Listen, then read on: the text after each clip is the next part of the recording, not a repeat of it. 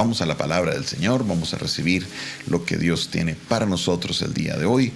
Vámonos al libro de Éxodo, y vamos a leerlo en el capítulo 38, libro de Éxodo, capítulo 38, y vamos a leerlo del versículo 1 en adelante. Libro de Éxodo, capítulo 38, versículo 1 en adelante.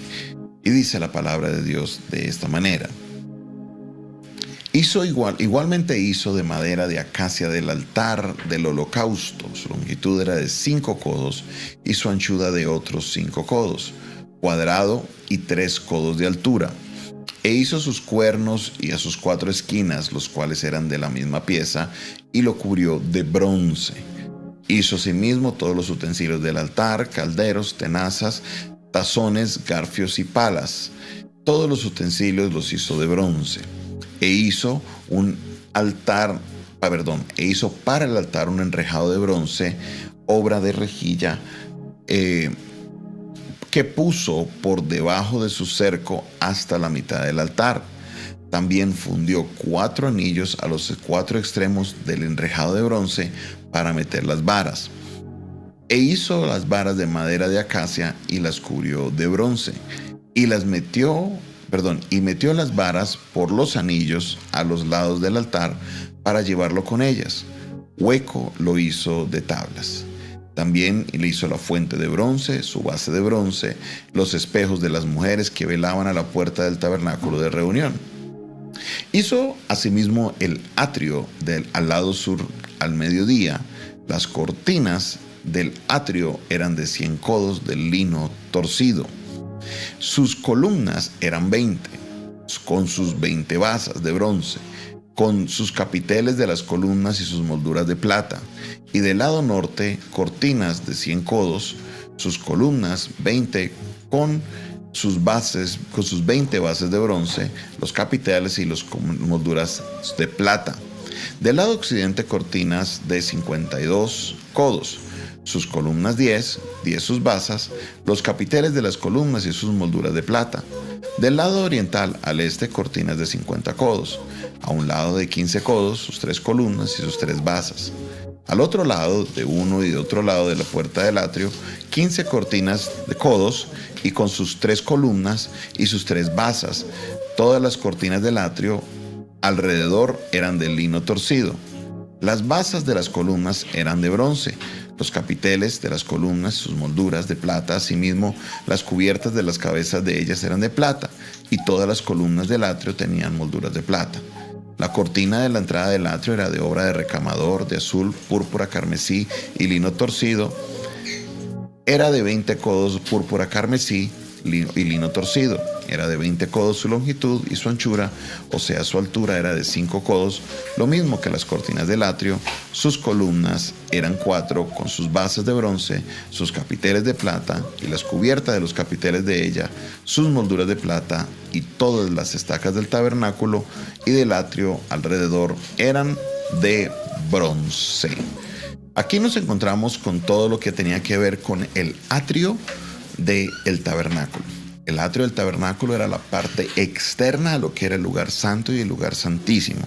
Este lugar tenía varias características. Entre ellas, como nos dice en la parte final del texto, era que todos los utensilios y todo lo que se hacía en esta sección era de bronce. No era de oro como la parte interna, sino que era de bronce. Cuando se hace esto, se hace conforme a las instrucciones que Dios le da a Moisés. Se los entrega tal y como el Señor se los había dicho. Entonces, cuando encontramos esta lectura, vemos que Moisés cumple con todas las instrucciones que el Señor le da. Moisés está cumpliendo con todo lo que se había hecho. Primero arrancamos con el altar de sacrificio.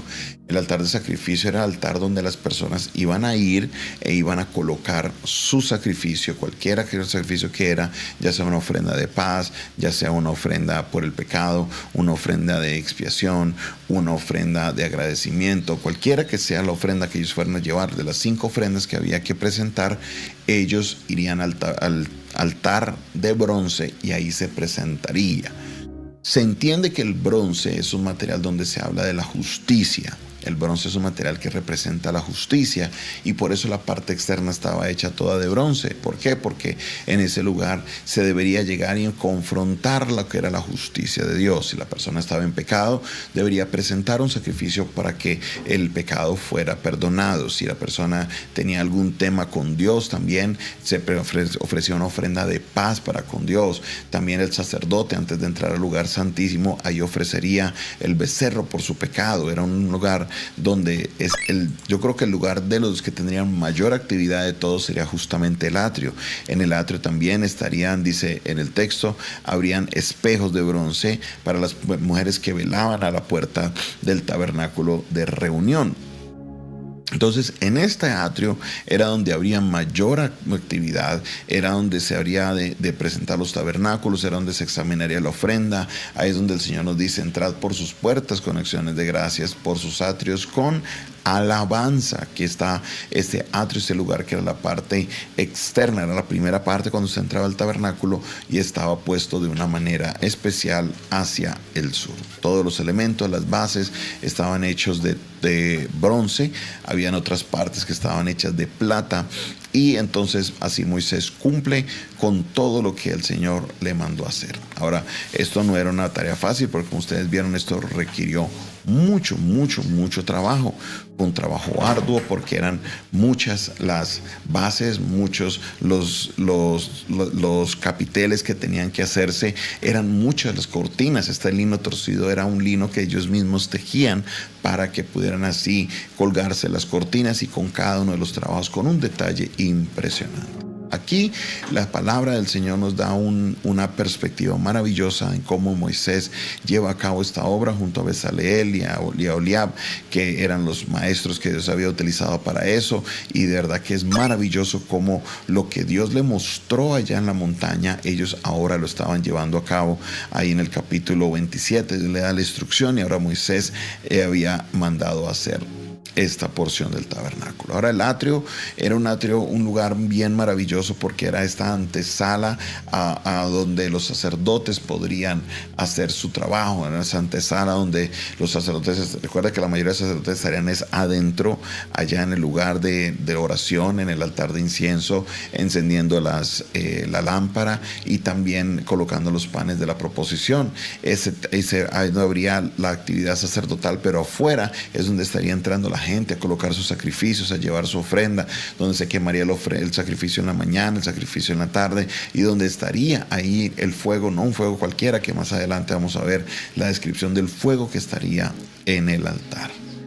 Cuando hagamos las cosas, como repetíamos el día de ayer, debemos de confiar en la palabra del Señor. Debemos seguir las instrucciones de Dios. Dios le dijo a Moisés: como viste en la montaña, hazlo aquí abajo. Y Moisés tomó apunte, midió, miró, recibió la instrucción de Dios, y él descendió y así mismo lo mandó a hacer, tal y como Dios se lo había enviado a hacer. ¿Por qué? Porque Moisés tenía esa comunión con Dios. Moisés tenía esa cercanía con Dios. Moisés tenía esa confianza con Dios. Y aquí es donde encontramos una relación muy fuerte entre relación, confianza y obediencia. Cuando yo tengo una relación cercana con Dios, yo confío en el Señor y en su palabra. Y cuando confío en el Señor y su palabra y viene una instrucción, simplemente yo la hago. No hay necesidad de uno ponerse a complicarse, de darle vueltas al asunto. No. Sencillo, si yo tengo una relación con Dios, hay una buena confianza. Y si tengo confianza con Dios, muy fácil, yo obedezco su palabra. ¿Qué está pasando con respecto a la palabra y tu vida? Si no hay obediencia, si tú crees que a lo mejor tú sabes las cosas mejor, o que es que los tiempos cambian, o esto no está bien en la Biblia, es porque esa confianza no está plenamente en Dios. Esa confianza no está plenamente, sino que queremos amoldar y ajustar las cosas a nuestro antojo. Queremos amoldar y ajustar las cosas como a nosotros nos parece. Y la palabra de Dios no está para nosotros entrar a discutir con Él. Él es Dios, Él está por encima de todas las cosas, y lo que a Él le parece bien es lo que está bien. Él conoce todo mejor. Confiemos en el Señor, en el poder de su palabra, y yo sé que veremos cosas poderosas, y nuestras vidas serán transformadas por el poder de su palabra. Gracias te damos, Señor, en esta hora de la mañana por este ejemplo maravilloso que nos das con Moisés, en medio del cual podemos observar, Dios, cómo él obedeció y siguió tus instrucciones con respecto al tabernáculo al pie de la letra. Padre, bendecimos, Señor, tu nombre y te damos la gloria porque en tu palabra tú nos das instrucciones, Señor, y queremos eso.